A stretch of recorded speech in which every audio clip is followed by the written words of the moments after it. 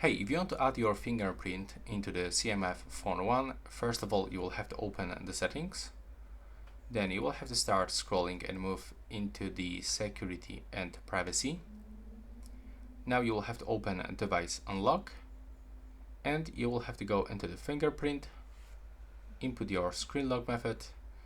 Now click to setup, and we have to put our fingerprint on this sensor.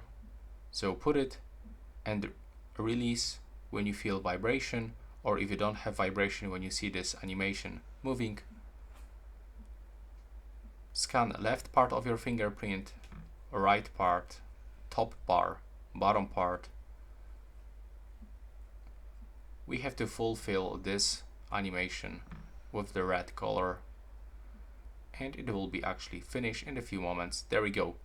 Now you can click done and it's finished. So that's all for this video right now. Please subscribe to my channel.